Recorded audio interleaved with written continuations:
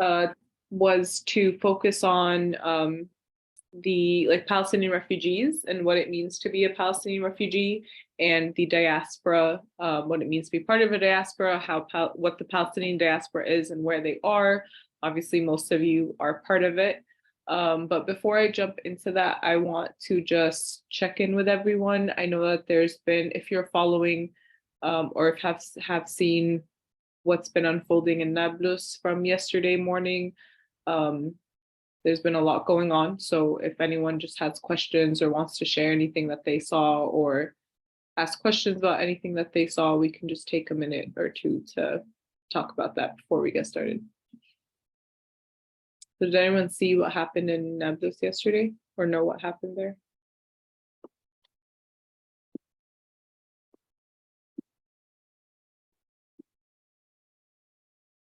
I mean, from what I've seen is that I think 11 or 14 youth were killed and hundreds were injured. Yeah, I don't think it was just youth, but I think it was, I don't know the exact number now. The last number I saw was 10. I'm not surprised if it was more, but it was I think it was not just youth, but there is a youth resistance group in Nablus called the Lion's Den, and that's who the Israeli occupation forces have been targeting, and they want to obviously, get rid of this resistance group, and so they've been constantly keeping an eye on and raiding Nablus.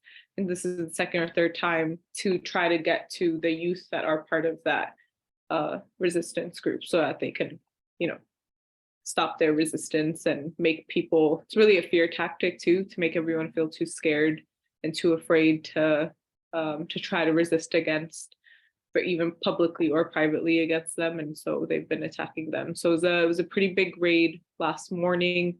The number is at least 10, could be more. A lot of injuries also, like I think over 100 have at this point is the number of injuries. Lots of very sad stories of how many people have been lost, and just people in Nablus and just all of Palestine having to live through that constantly is very frustrating and very sad. So it does feel pretty heavy for a lot of people, especially if you're following anything on social media. Yeah, anyone want to share anything about it if you were following it or talk about anything?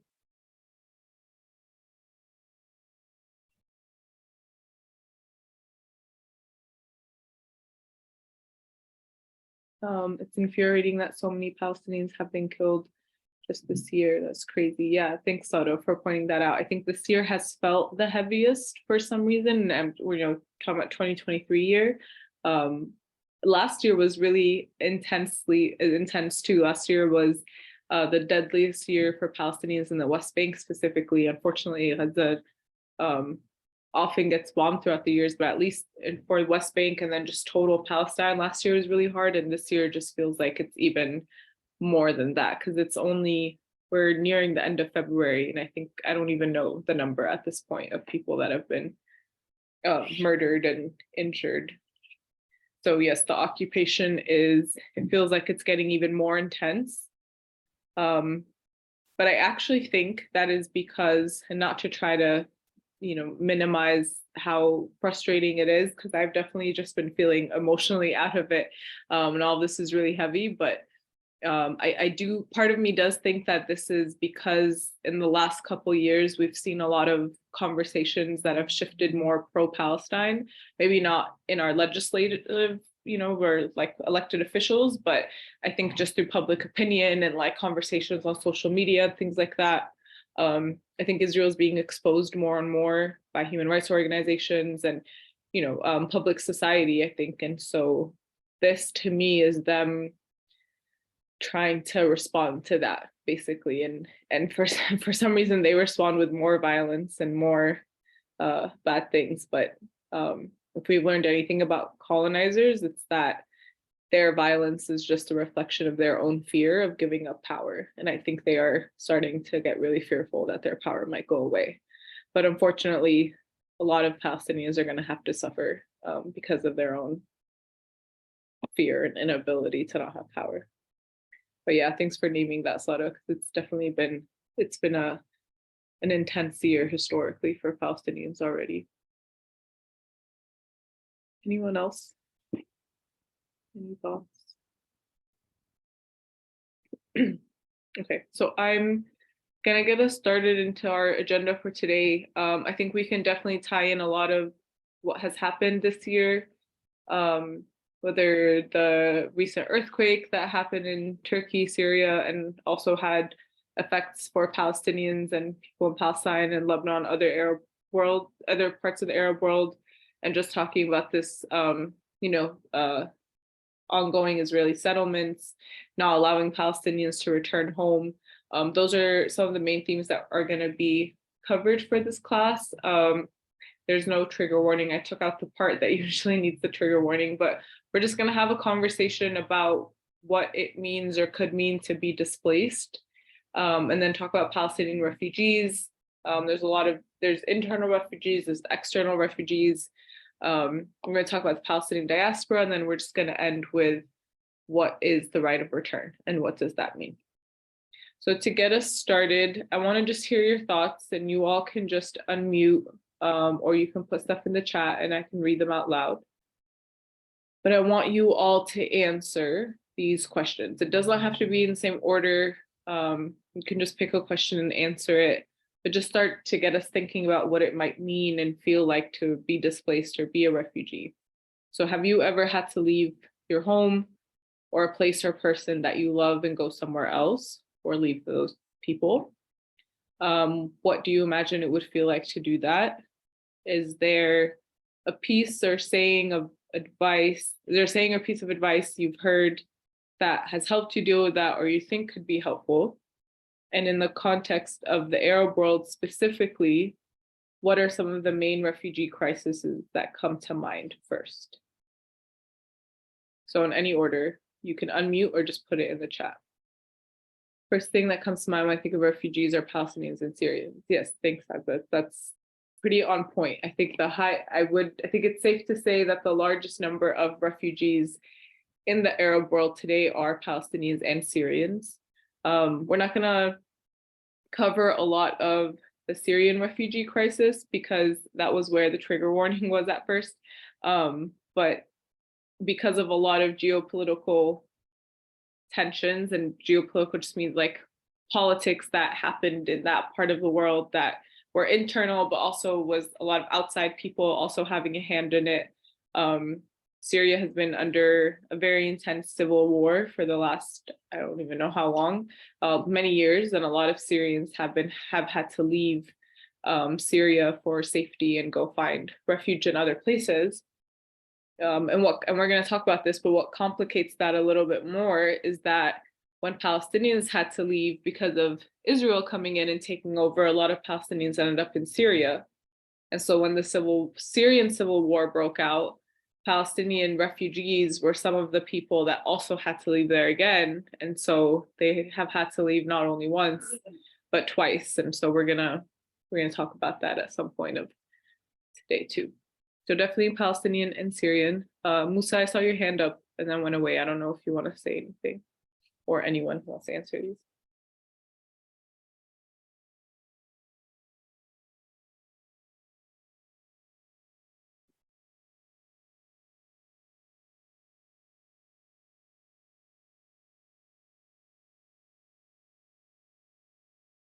I mean, for the second question, I think for what you imagine, or what do you imagine it would feel like to do that?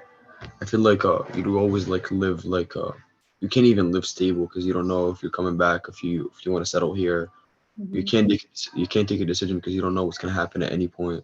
So you're always forced to live in like a fight or flight, like sort of mindset where you don't know where to go, where you don't know what to do. Yeah. And so you always stay worried about like your future or your current life. Yeah, that's a great point. And that's actually a very important point, especially when thinking of Palestinian refugees, because there's a lot of people that say, well, why don't you just like, khalas, just forget, going back to Palestine and just settle as a citizen of whatever country you're in. But a lot of Palestinians resist that because kind of like what you're saying, like you don't want to give up that identity and you don't want to give up the potential of going back because that's where you're from and where you want to stay. But then, how do you decide when and how to do that and if to do that at all? I think is something that's very it's hard. It's very heavy. So that's a great point that you brought up. Musa said Palestinians being slaughtered but innocent are the first thing that comes to mind. Okay. Yeah, I mean, Palestinians become refugees to run away from massacres or genocide, right? That's why they had to leave in the first place. And, you leave one hardship and then as a refugee, you might find more hardships elsewhere. So those are all great questions and thoughts. And I think you all already have some idea of what it means to be a refugee. So we can just go very specifically into the different types of nuances of what it means to be a Palestinian refugee. So there's two types, just for the sake of this conversation, of Palestinian refugees we're going to talk about: the internal refugees and the external refugees. So by internal, what we mean is, so this is a picture from 1948 from the Nakba. When Palestinians first got displaced and had to leave their original homes and cities and villages because Israel came in, Zionist forces came in and started the occupation. If you all remember, like the map of Palestine, the middle part of it, which is what now we call the 48 area, or now is called Israel, Palestinians mainly from those areas were pushed out, and then you got pushed out into the West Bank or into Gaza, or completely out of all of Palestine. So the internal refugees are people who were in that 48 middle area and then got pushed out either to Gaza or to the West Bank. So they're still in Palestine, but they're not in their original cities or villages or homes. And probably most of their homes do not exist and have been taken over and made into Israeli houses or towns or, buildings, institutions, whatever it is they are now. A lot of the names of the villages have, got changed to names in Hebrew or I think mostly Hebrew or English, however we know them. And so they're still in Palestine, but they're not fully a part of where they originally were from in Palestine. And from what we learned last week, we know that even the West Bank and Gaza, even though it is not technically called in the Israel, Israel still occupies it and still controls the West Bank and Gaza in different ways. And so they don't even have full self-determination or full ownership of their land and who they are, even though they're still internally in Palestine. So to give us an example of this, Visualizing Palestine has these great graphics that will show you, like, in each part of Palestine, how Palestinians are treated, and then versus like a Jewish person or just like an American Jewish person who didn't even, isn't born or raised there, but they have more rights than a Palestinian person does. So this graphic, and you can look them up for like the West Bank, they might have it for Gaza, about Jerusalem. This is specifically about what is now called Israel, right? The middle part that is not even the West Bank or Gaza, that just fully became Israel. So this graphic shows, this person, Nirit, I don't know how to say her name. Let's say she's a Jewish citizen of Israel, born in an Israeli town. And this is Wissam, a Palestinian citizen of Israel, which means he's one of those Palestinians that did not leave that middle part.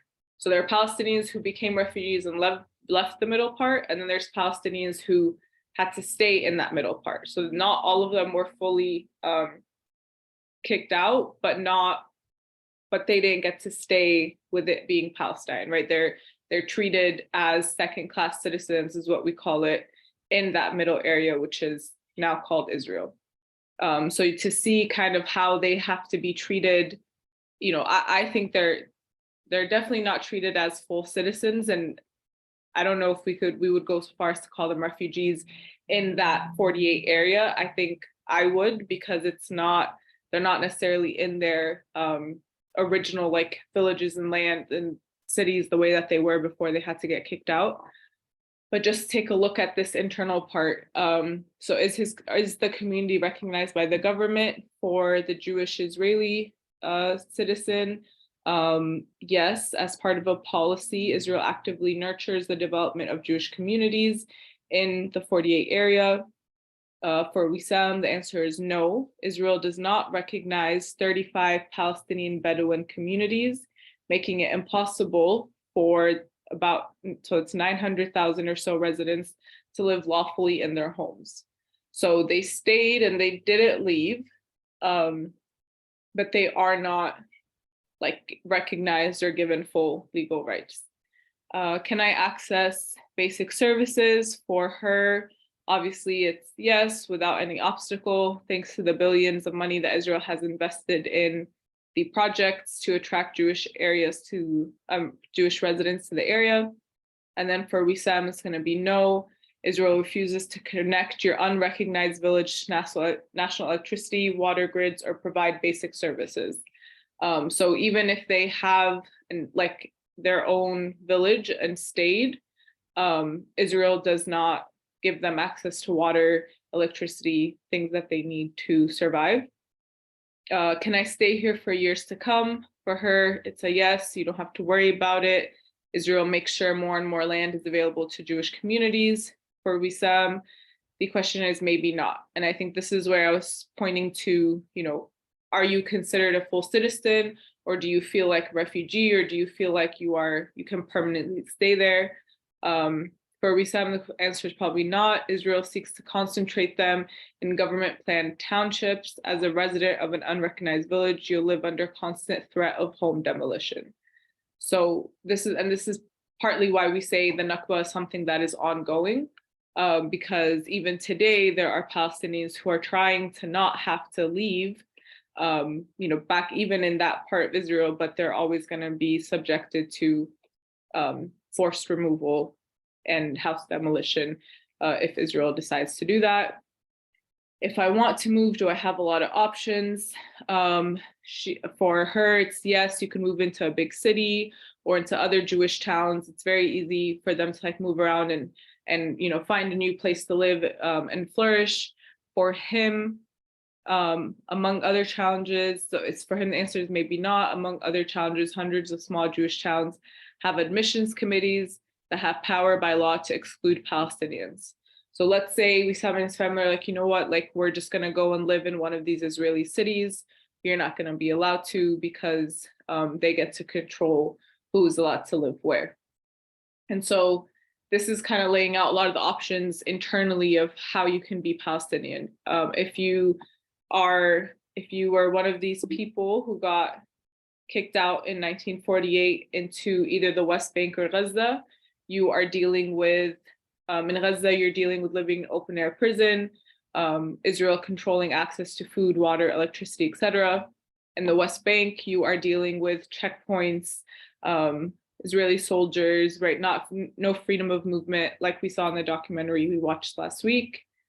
If you did stayed in one of these older villages, or these villages within the part that is now called Israel, you're not given normal rights, you're not recognized legally, you can be forced to move or your house be demolished at any time, and you're not going to be allowed to go live in another flourishing city or village within Israel.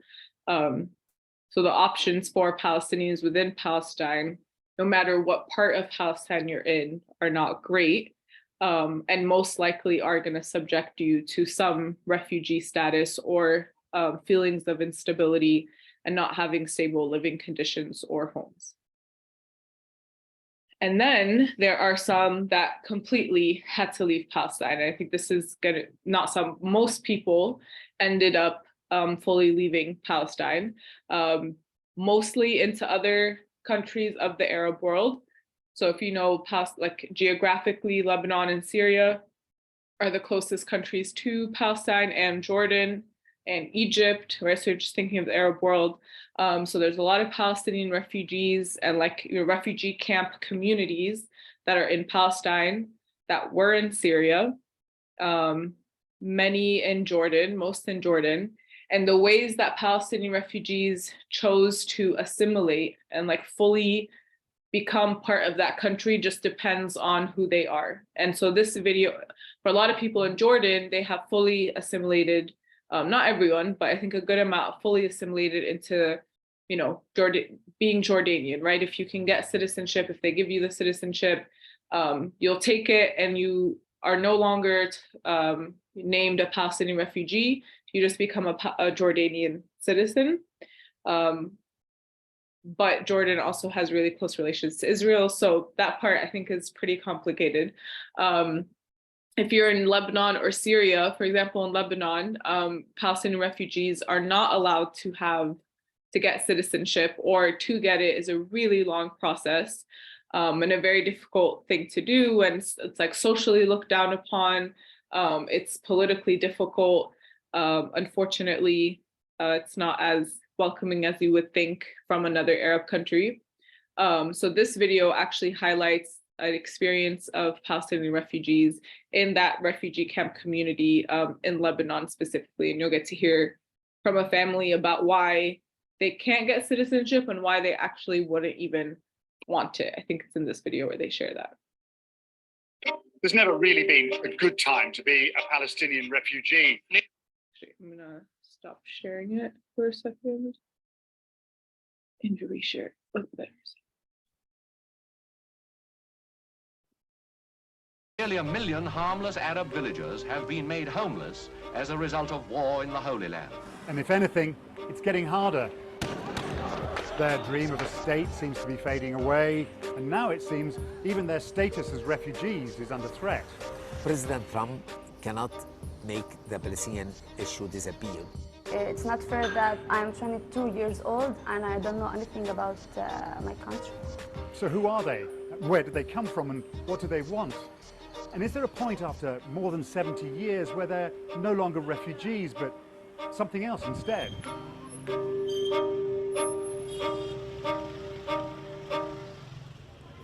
In 1948, around 750,000 Palestinians fled or were driven from their homes in the fighting that surrounded the creation of the State of Israel. They were scattered. They ended up living all over the place, but most, around 5 million, live in the West Bank, in the Gaza Strip, and in 3 surrounding countries, Jordan, Syria, and Lebanon. And many of them live in refugee camps like this, Burj al Barajneh.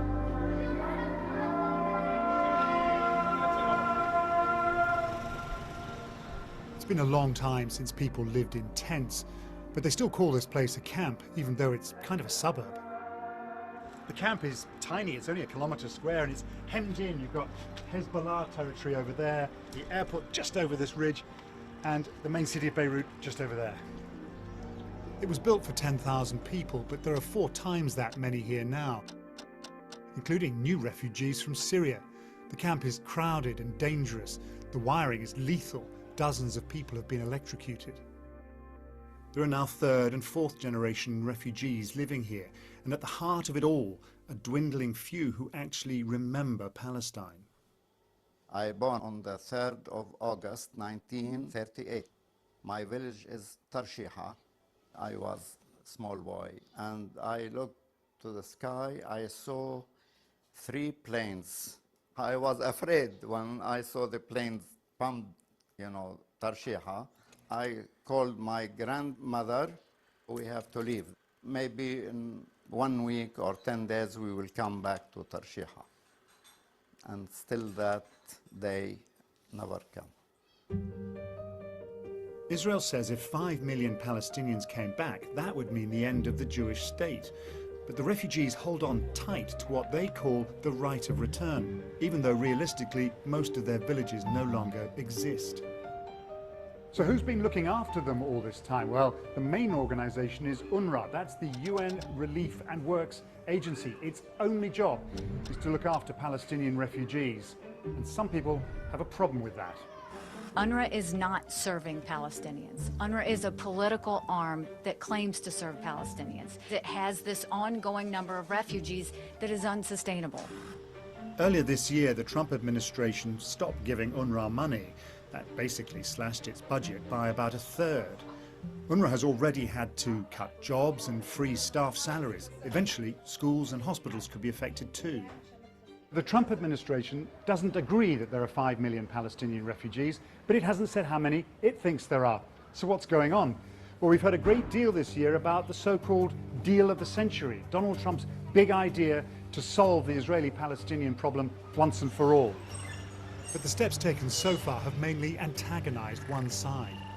The Department of State will announce the closure of the Palestine Liberation Organization office here in Washington, D.C. Today, we finally acknowledge the obvious, that Jerusalem is Israel's capital. The Palestinians feel, rightly or wrongly, that their backs are against the wall. I do believe nothing will consolidate any identity except being in a crisis. And the Trump administration put the Palestinian issue into crisis. The refugee definition is a legal definition. It's not sociological one. Take the case of Palestinians in Lebanon. This is the fourth generation. They don't have the right to work or to own properties. This is a basic rights. All this will reinforce their refugee identity. Decades of despair don't really seem to have changed this sense of who they are. Everywhere you go, you find young Palestinians wearing their refugee identity with a kind of fierce pride. Your grandparents, they left their home in Palestine. Your parents were born here, you were born here. Are you a refugee?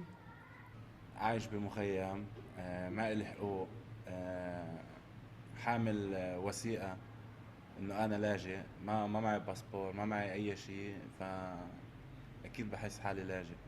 I want to say to Mr. Trump that قد ما طلع قرارات قد ما حكى عن صفقة القرن فلسطين رح تضل الفلسطينية شاء من شاء وأبى من أبى وما في شيء ما في بديل عن حق العودة. حق العودة شيء لابد منه إن كان هلأ ولا إن كان بعدين رح يحصل لو وقفت قدامنا كل قوى العالم.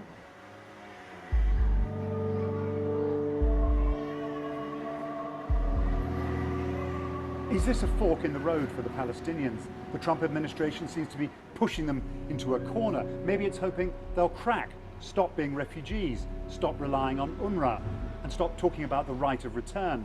You know, that might be possible for someone who's managed to settle abroad, but here, it's kind of meaningless. A refugee identity is pretty much the only thing people here have, and it's a really hard thing to change.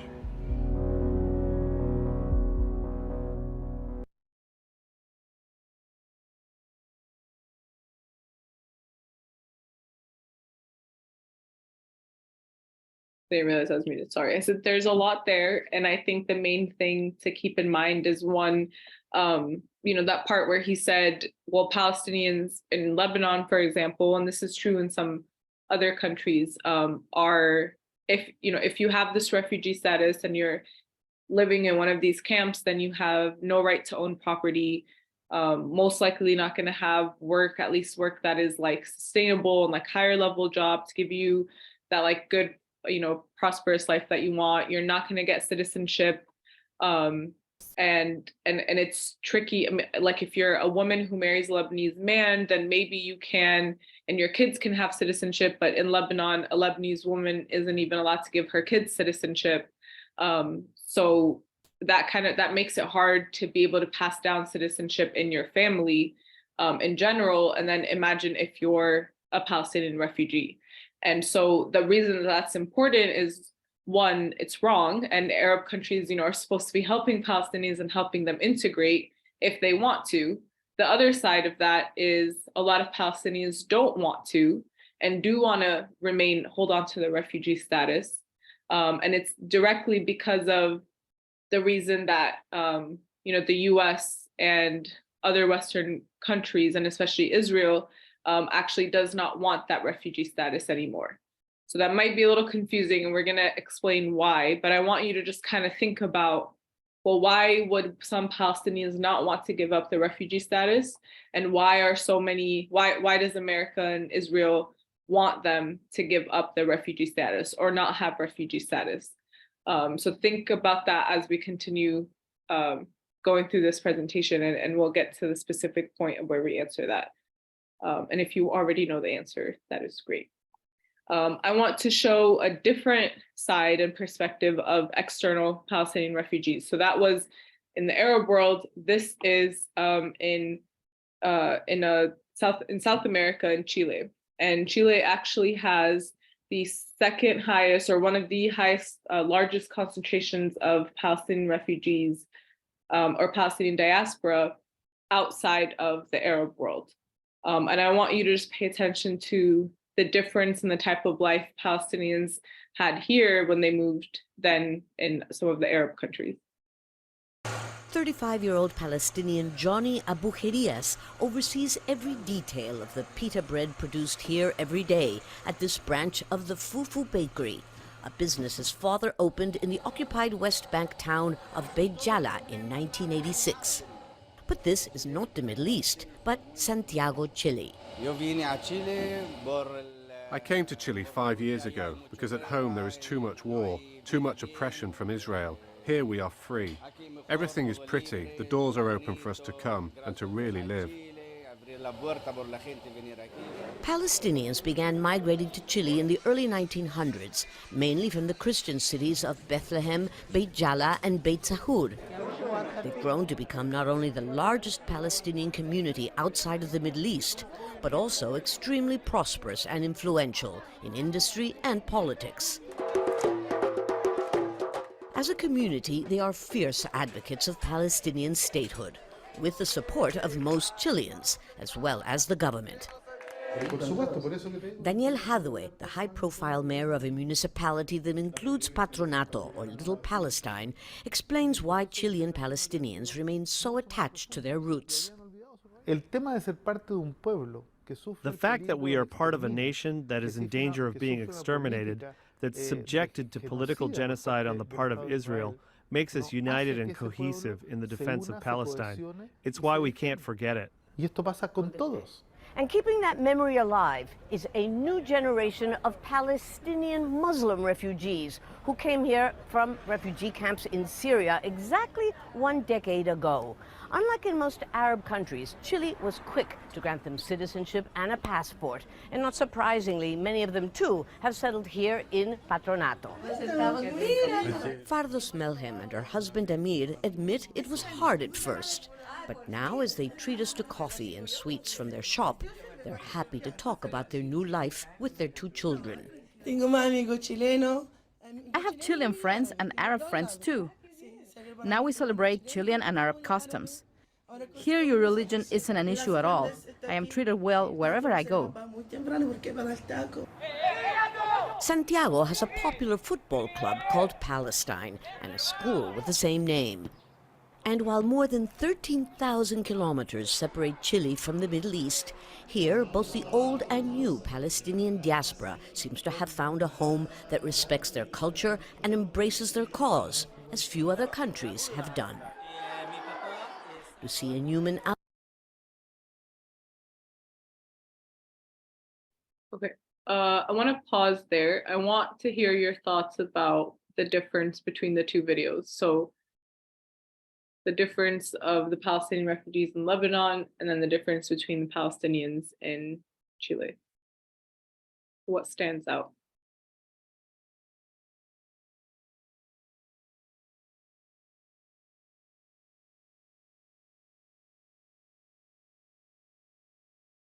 And I mean, like, difference in how they're treated and the type of life that they have. If you had to, yeah, if I could go ahead. I mean, obviously, as you mentioned before, in Lebanon and the neighboring Arab countries, refugees are treated as refugees, which is terrible in a sense. And part of it, as you mentioned, is like due to Palestinians wanting to be refugees so they could have the mindset of returning back to their homes and whatnot. But the other part of it is like, it just doesn't seem right, and it's not right, obviously, because the Palestinians are Arabs too, and all the Arabs should be together as one big united ummah. But unfortunately, there's some divisions here and there. It's very interesting seeing the second video because I've never even knew that refugees were in Chile, which makes sense because they're just living their life. They're not being treated as refugees, so there's not a lot of issues that they face. So they're just like integrated in the society that they live in. So I mean, you can see the difference, clear difference, where in Arab countries, they're not even treated as humans, Mhm. which is unfortunate and sad. Meanwhile, in European countries or Chile or South American countries, they're treated as humans. Their culture is respected, and they're respected as human beings with value. Yeah, there's a huge difference. And I think to the first part, I think like even if Palestinian refugees wanted to keep the refugee status and were in an Arab world, I would think there's a way to, allow that, like it'll say on their documentation that they're refugees. So it's like, it doesn't matter if you're a refugee, you could still have a job, you still get equal access to, medicine or like hospitals and medical care and universities and all this stuff.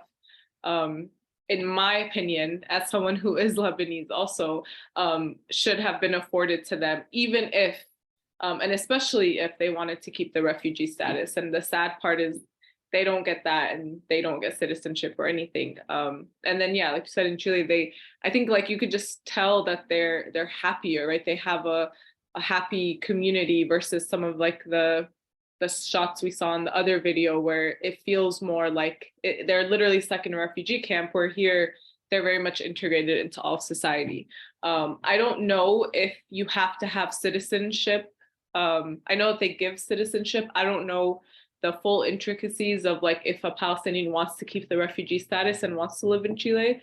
I think that would be something interesting to look into, but it seems like they're not giving up on their culture anyways, right? So even if they maybe lost the refugee status, they're still very proud of being Palestinian and able to showcase that. And I think there's a political understanding from the government and people of Chile of understanding what Palestinians are going through, and very much being against it. And that's why they kind of take them in this way.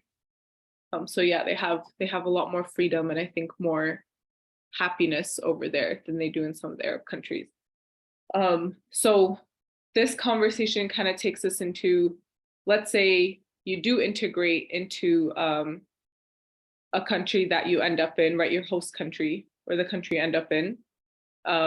What does that make you? So, I guess before we get there, I already mentioned this, but especially because of the civil war in Syria and the conflict, Palestinians end up facing what we call double or triple displacement. And very similarly, we saw this in the last couple of weeks when the earthquakes happened. Palestinians who were in Syria and then had to lose everything again because of the earthquake. So I think this quote over here kind of speaks to that very well, where it says, as a Palestine refugee, you're already born with a tag that says displaced. If you are a Palestine refugee in Syria, then you are at least doubly displaced, and in the most likely in extreme hardship. So not only did you get displaced once from Palestine, or you or your family, then you got displaced, you got put into Syria, and then because of the civil war in Syria, you got displaced again. That's twice.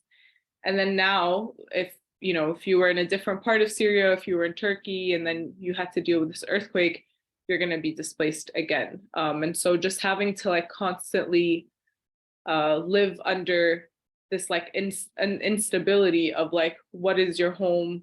Where is your school?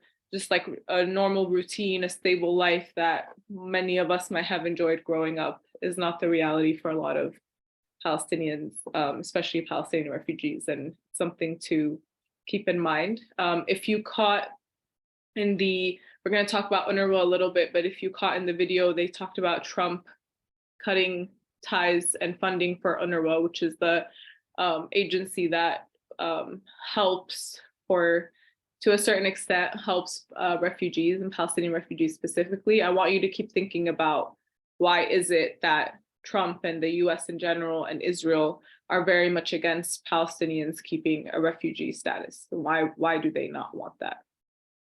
But to take us into the conversation of, so if you're a Palestinian refugee or you got displaced out of Palestine, you end up in a country like the United States, for example, you get citizenship, but you're still not fully American, then what are you? You are part of the diaspora, right? And if you all are Palestinian and come from Palestinian families, then you are part of what we call the Palestinian diaspora. So a diaspora is just basically a scattered population whose origins lie in a place that's separate from where they are living now. Most historically, the term is best used for Jewish people. So the Jewish diaspora is like, if you learn about, I remember the first time I learned about it in college, it was about, the class was fully about the Jewish diaspora and how they're scattered around the world. But there's a lot of different diasporas. There's the African diaspora. So we all know the history of slavery and the slave trade in this country. Africans were forced, onto boats to come here. So a lot of Black people and African Americans here will identify as part of the African diaspora because that's where their true origins and identity comes from. There's a lot of Latin American diaspora around the world.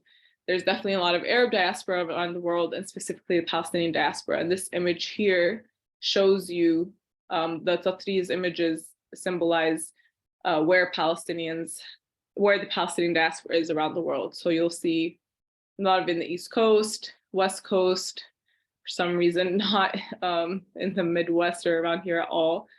Lots in South America, which we already talked about, but there are actually, there's a lot of, I know Sada, your family, your grandma is Venezuelan, and there's a lot of Palestinians that are mixed or have some mixed heritage. There's some they're scattered all around the world, basically. And so the Palestinian diaspora is very large, and you can probably find Palestinians in all these places. And in many ways, a lot of Palestinians I think most Palestinians hold on to their identity and their culture and take it with them.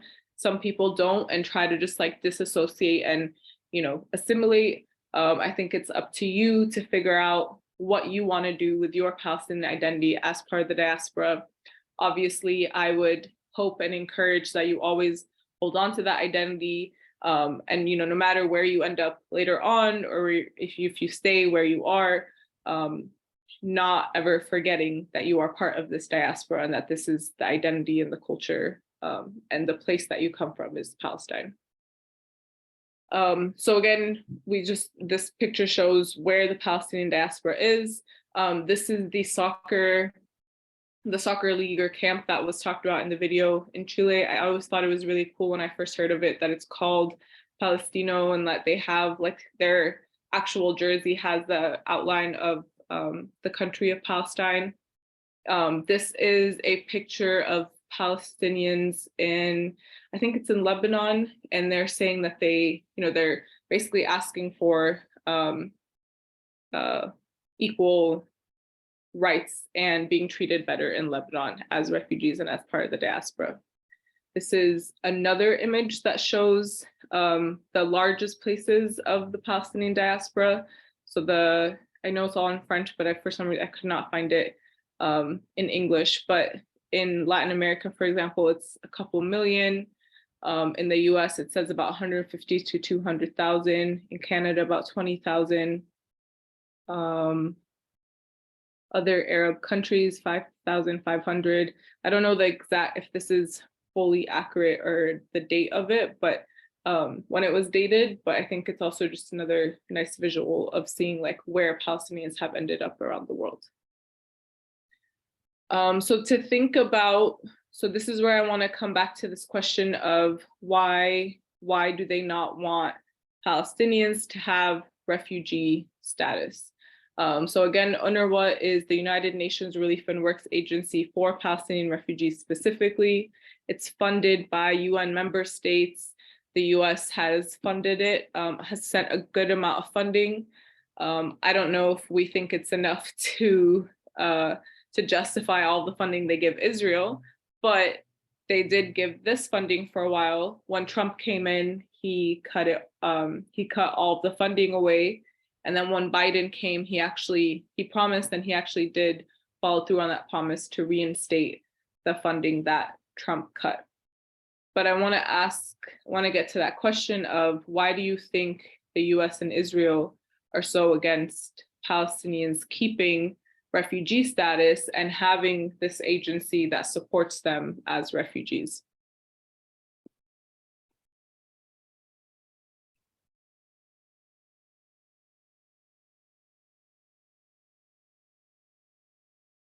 Because I feel like by showing that or wanting to keep that refugee status, you're literally going into a fact, or you're presenting a fact that you want to go back at one given time. Yes. So and they fear that it's going to be an issue. They fear that like Palestinians will just go back and they want to get their land again. So by keeping that refugee status, it just causes fear. Yes, exactly. That's basically it, is that if you acknowledge that someone is a refugee, then you acknowledge that they have somewhere to go back to. And by Palestinians keeping their refugee status, it means that they had somewhere that they were forced out of, which kind of proves that Israel came in and forced them out. So if we try, so what a lot of the tactic is to get to basically blame Palestinians for being refugees instead of acknowledging that they're refugees because Israel came in.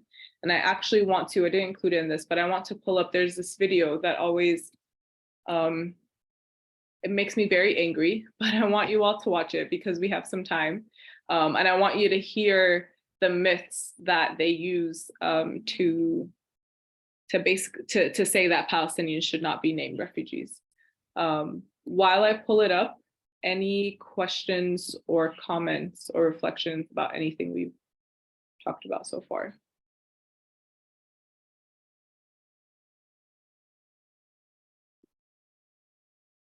I hope you can find this video.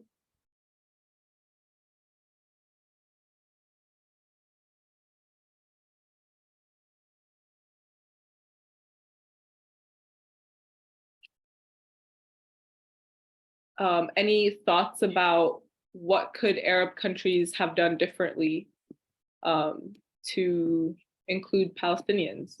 And like I said, like maybe Palestinians do want to keep their refugee status, and how could Arab countries have allowed them to do that and still allowed them to have a good life? What do you all think?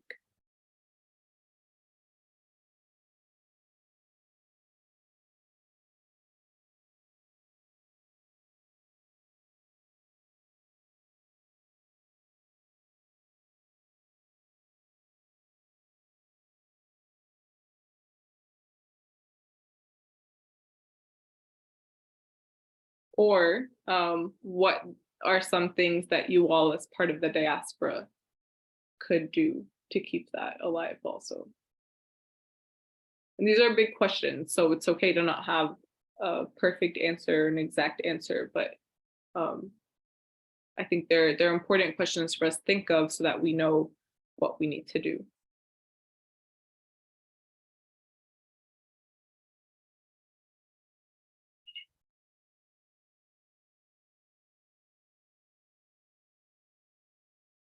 UNRWA is a corrupt I found the video also. Okay, we'll watch this video, and then I do still want you all to be able to answer these. So we'll watch this video. We'll talk about organization some of that functions as the myths that Israel uses against refugees, and maybe that'll make you guys angry enough to answer these questions. I'm gonna start sharing it again.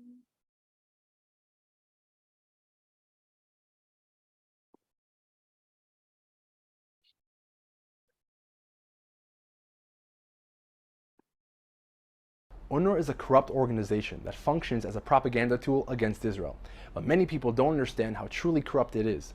Here are 5 facts that you need to know about UNRWA and the so-called Palestinian refugees. 1.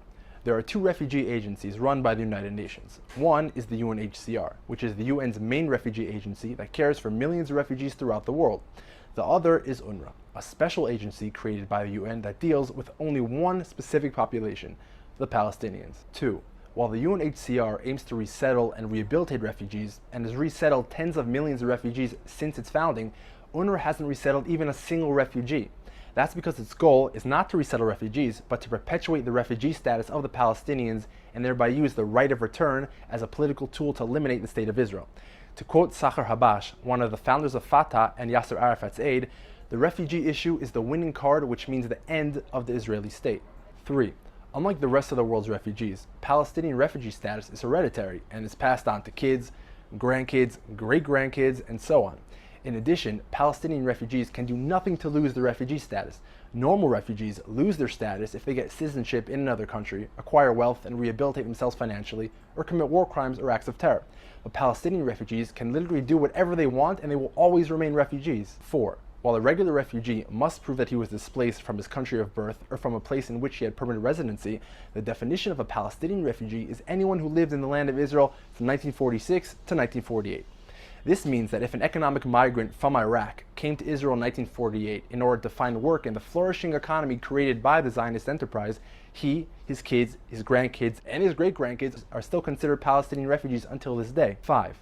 On average, UNRWA spends more than double the amount of money per Palestinian refugee than the UNHCR spends on the rest of the world's refugee population. Even more absurd, UNRWA boasts to have over 30,000 employees caring for 5 million Palestinian refugees, while the UNHCR only employs 11,000 workers to care for 65 million refugees and displaced persons around the world. Lastly, it's important to note that the Palestinian situation simply isn't that special. 800,000 Middle Eastern Jews were forced to flee their homes after Israel declared independence. World War II saw the displacement of millions of people throughout the world. Millions more are forcibly displaced with the creation of Pakistan and India. Wars in the Balkans and the Turkish occupation of Cyprus saw millions of more refugees. And you know what? Every single one of these people has been absorbed and integrated into their host countries. There's not one single refugee camp that still remains. Only the Palestinians, out of all the people in the world, continue to retain their refugee status because it helps them in their war against Israel. So, if we are really interested in ending the conflict, we must start by closing UNRWA. And the sooner, the better.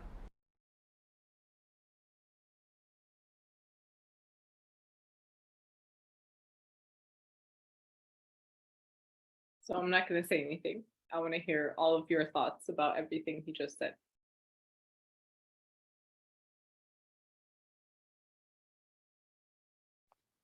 Can I go? Yeah. Specifically, I think it's kind of crazy that example he gave with the was it Iran or Iraq coming to look for work, and his whole family line is now considered a Palestinian refugee. Mm-hmm. So I think that. I'm sorry, what'd you say? I asked why. Because he has no roots in Palestine, and when he comes there to look for a better family or a better workplace or economic situation, and now he's labeled with that Palestinian refugee that's hereditary now, and he can't get rid of it. But and that's what he's saying is the reason that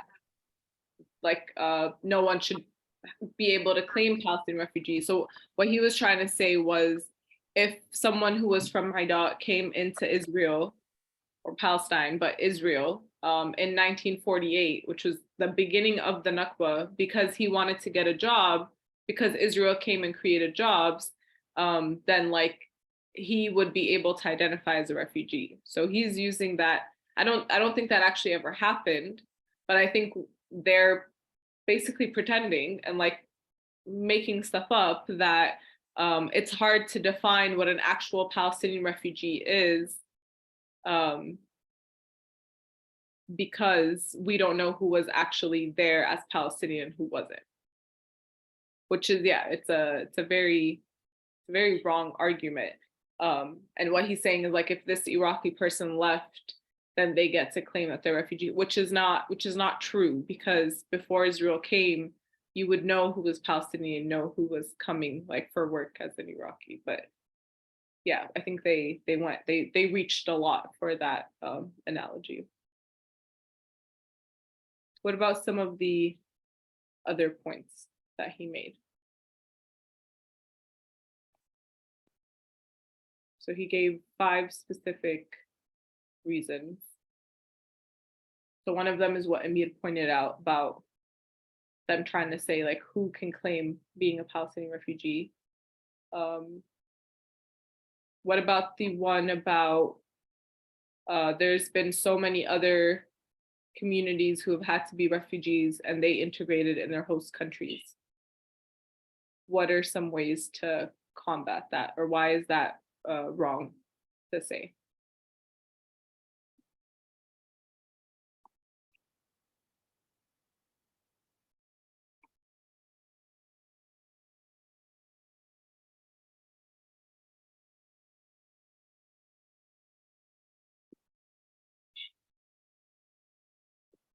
It doesn't have to be right or wrong. Just what are your usually your initial gut feelings are right. And the reason I want us to spend time talking through these is this is what people really think. Like, this is what they have brainwashed people into really thinking about Palestinian refugees, that they're not special. Why should they be the only ones that hold on to this? And if they really wanted to, they could have integrated, but they just are lazy and rely on UNRWA. And that's why they're not, trying to go assimilate or be part of their other countries. But based off what we just learned, let's say someone has this conversation with you, what can you say to prove them wrong?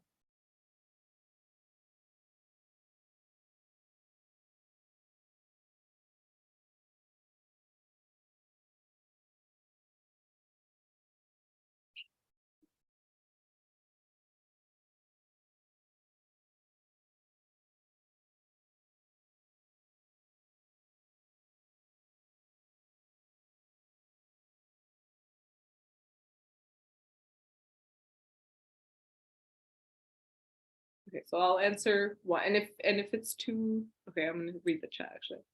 I think that it's crazy that all the people have returned to their home countries with Palestinians, even though many other people have been separated. Yeah, so that's, Musa, if I'm understanding you correctly, what I was trying to say is that yes, there have been a lot of things that have happened in the world that have forced people out of their homes. But the difference here is that at the end of the day, they had the ability to return to their homes once the conflict was over, if they wanted to. And that was the reason that Palestinians left in the first place, right? Nobody imagined that when they were packing their stuff and leaving in 1948, that they were gonna never be able to come back, and that we're in 2023 and they still aren't able to come back if they're still with us. If something happened in Turkey or some of the Balkan countries and people had to leave, at some point that conflict ended. And if they chose to go back, they had every right to go back. And if they chose to stay and were like, you know what, I'm actually happier here, they could stay. But I think that choice is what's different for Palestinians. And that's what they're not going to admit, or else they have to admit that Israel is the one not letting Palestinians come back. But what makes it unique for Palestinians is you left and you never have the choice to go back. What about this part of, what, UNRWA just allows them to be lazy and lets them just live off of the resources they give them, and they don't even have to work or try to be part of their country, the countries they're in. How, from the videos that we watched, how can we prove that that's wrong?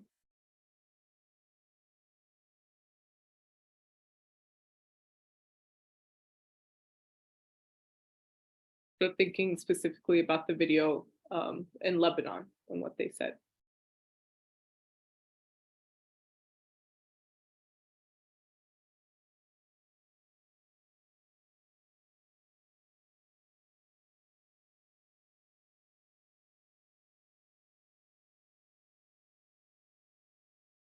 So are they able to actually integrate and get these full lives if they work hard enough in all the countries that they're in?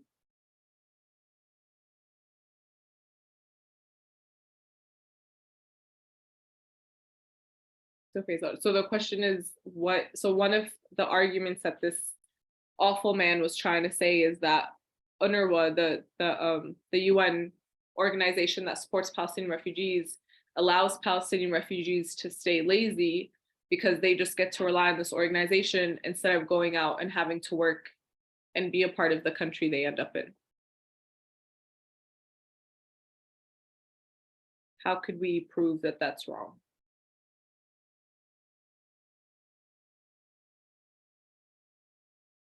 Well, I mean, in Arab countries, including Lebanon, Kuwait, Egypt, Palestinians cannot get citizenship and they cannot work, they cannot travel. They're forced to stay in lower positions within the community society there. Yeah, exactly. If they don't have this ability, it's not about how hard they worked, it's that they're literally not allowed to because of their refugee status. And so it's not that Palestinians are like, oh, this is easy, I'm going to stay a refugee and that means I don't have to do anything. I don't think anyone wishes that kind of life on themselves. There is symbolic meaning in keeping your refugee status. But again, why is there not a way to keep the refugee status and then also be able to be integrated? And I think it's very deliberate for these reasons, so that this man and his organization and other Zionists can tell these lies about Palestinians. And instead of blaming Israel for what's going on, you blame the Palestinians as if it's their fault, right? Because there's also a lot of people that say, well, they shouldn't have left in the first place. But again, no one left thinking they were never gonna, it was gonna end up like this and never be able to go back. And it's a lot easier for us to sit and tell people what they should have done as, you know, violence was going on around them and homes were being demolished and they're forced out, than when you're actually experiencing it. I think that's also a really important talking point that we need to tell people to be critical of. Is it's easier for me sitting here in my home in the comfort of this country and where I'm at right now to say, you know, Palestinians should have never left, but I wasn't the one who was being forced out and having to deal with all of that. And it's just, you know, again, this video, it always makes me annoyed and like, it's very cringy, but these are, I've heard these things being said before. People genuinely get brainwashed into thinking this. Israel gets a lot of support because of this and because of blaming Palestinians for what's going on and calling Palestinians the, you know, what you all know, the violent ones and the ones who don't want peace and keep this conflict going. And so it's important to, I don't like listening to what the other side says, but sometimes it's good to know what they're saying so that we know what we're up against, and we know what, you know, we can combat what they're saying, that we can look up and do the history and look up the facts and do the research to actually prove them wrong. Any questions about anything in that video, or just Palestinian refugee status, what it means? Okay. I want us to end with two things. So one, what is the right of return? We heard it in a couple of the videos already. I think it's pretty obvious, right? The right of return is what most Palestinians want, if not all, and hopefully all Arabs want for Palestinians, is that, you know, peace is great, but what peace really means for Palestinians, what justice really means for Palestinians, is being able to go back if they choose to, and if they want to, being able to go back into any part of Palestine, including this part right here that has become Israel.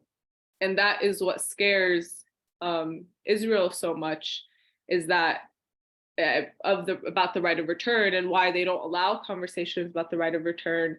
They call it something that's, you know, that's bad for Israeli national security, and why this man made this whole video about why Palestinian refugees should not be called refugees or be allowed to, is again because that would imply that they have somewhere to return to, and that somewhere is all of here and all of here. It's not just the West Bank and Gaza. We're talking about all of Palestine that was taken away. And this is a very, very short video that just kind of talks about it. The right of return is one of the biggest sticking points in the Palestinian-Israeli conflict. But what is it?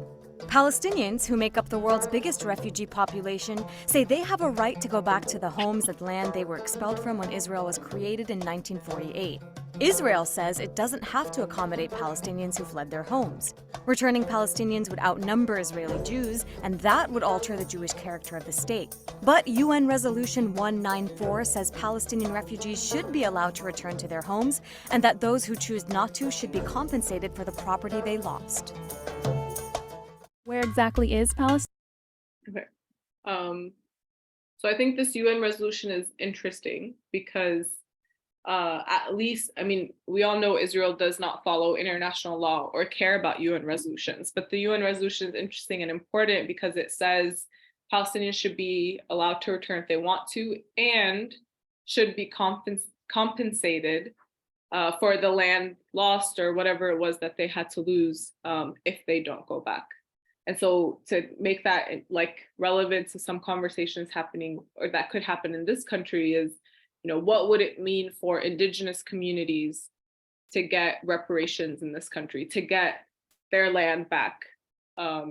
Is there a way for them to get their land back? Should they be compensated for land that was taken away from them? Should Africans who, like families of Africans who were forced out of Africa and had to come to this country in the slave trade and slave era be given some type of compensation? I think these are important conversations for you all to start thinking about. They're very big concepts, and there's stuff scholars and activists talk about, I think about every day and today, but I think they're important to think of like, what are we really working towards? And when I talk to someone and ask them what their end goal for Palestine is, if they don't mention the right of return, personally, I don't think I can trust them, because I don't fully think that if they don't mention the right of return, then I think that they're not fully for Palestinians getting their land back. And for me, that is one of the biggest end goals of the Palestinian struggle, is for that land to go back to who it originally belonged to. So that's something for you all to think about. It's something as you get older and you get more into, if you choose to get more into some activist spaces and about Palestine specifically, this is a great question to just, right off the bat, you can tell where someone kind of lies in their support for Palestine.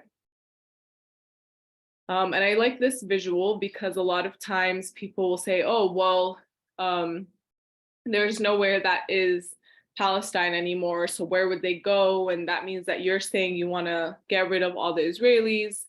But actually, visualizing Palestine has this cool image that shows that, I don't know how dated this was. This is 2017, I think.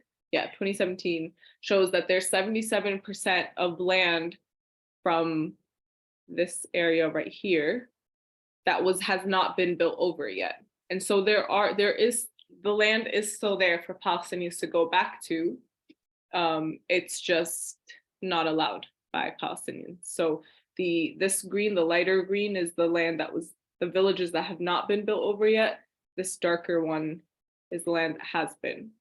And again, visualizing Palestine is really cool because it gives you a lot of this information in a nice way.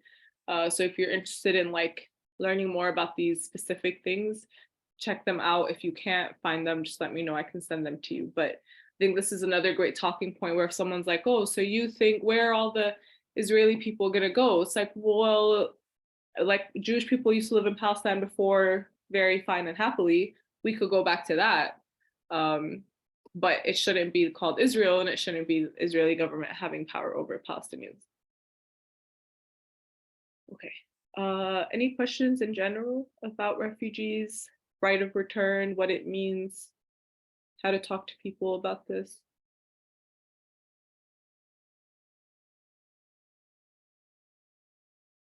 Okay, so the last thing I wanted to talk about is, so this is week 7, which means we have 3 meetings left. Next week and the week after are going to be the same, where I'm kind of presenting something to you and you're listening. For the last week, it's going to be more of a recap of everything we have done by you guys letting us know what you've learned and what you can do with some of the materials you've learned after class. So we'll have a little bit of like what you all can do after and moving forward in life and ways you can stay engaged in Palestine conversations.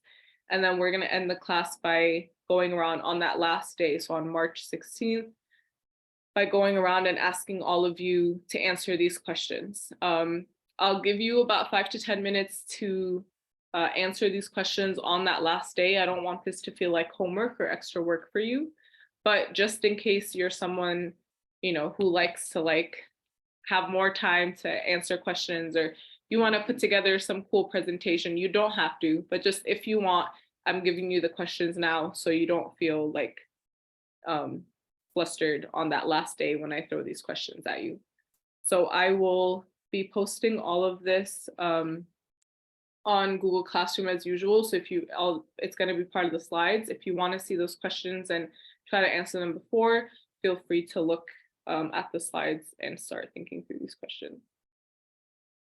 But if no one else has anything, we can end a little early for today. There's a lot of information. But if you have questions about anything we learned or have questions about what's been going on in Nablus, I can stay on for a little bit and answer it too. But if not, you are all free to go. Thanks for a great conversation today.